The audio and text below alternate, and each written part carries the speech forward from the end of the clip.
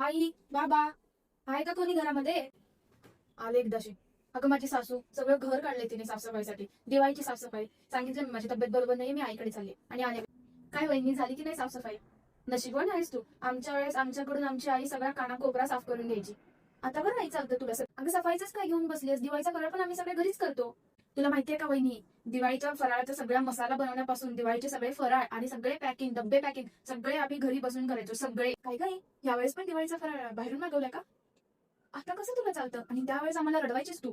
हे करायचंय ते करायचंय, 50-100 पदार्थ बनवत बसायचीस. आता तुला सुनेने ऑर्डर केलेलं दिवाळीचा फराळ चालतो. अगं वहिनी, बाकी कोणाचं काही नसायचं, तुझ्याच नवऱ्याचं असायचं जास्ती. तुझाच नवरा असं म्हणायचा, दिवाळी तेव्हाच वाटते जेव्हा दिवाळीचा फराळ घरात बनतो. आता चालतो का गं तुझ्या नवऱ्याला ऑर्डर केलेला दिवाळीचा फराळ? त्या पलीकडच्या काकू अजून पण भांडत असतात का?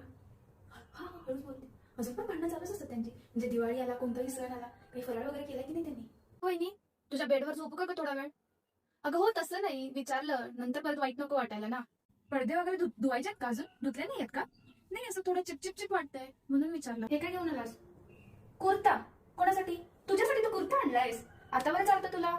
त्यावेळेस तर तू जास्तीत जास्त हे बोलायचं की मी फक्त फॉर्मल घालणार. आता तू चक्क कुर्ता घालणार आहेस. वहिनी गुड जॉब हा, चांगलं ठेवलंय मुठीत नवऱ्याला. नाहीतर माझी सासू कंदील घरी बनवा, दिवे घरी बनवा, दिवाळीचा सगळा फराळ घरी बनवा, साफसफाई पण आपणच करायची. दादा कसं ऐकतो सगळं वहिनीचं. नाहीतर आमचे हे सेलिब्रेशनचं काय ठरलं? नाही म्हणजे मला तरी असं वाटतं, म्हणजे माझं तरी मत असं आहे की आपण मस्त तिघींनी सेम सेम कलरची साडी नेसू आणि छान असं फोटोशूट करू. हो, आपण सगळ्यांनी छान फोटो काढू. वहिनी काय ग, काहीतरी गोडधोड बनवशील ना त्या दिवशी? म्हणजे मला असं म्हणायचं की बासुंदी किंवा पुरणपोळीचा असं काहीतरी बेत करशील का? भाऊबीज काय देतेस यावेळेस? घेतलंस की नाही बायकोसाठी काहीतरी? मला पण असंच काहीतरी पाहिजे हा, चांगली साडी किंवा. वहिनी पटकन इकडे ये ना जरा, लवकर ये, अर्जंट आहे अर्जंट आहे, एक काम आहे तुझ्याकडे.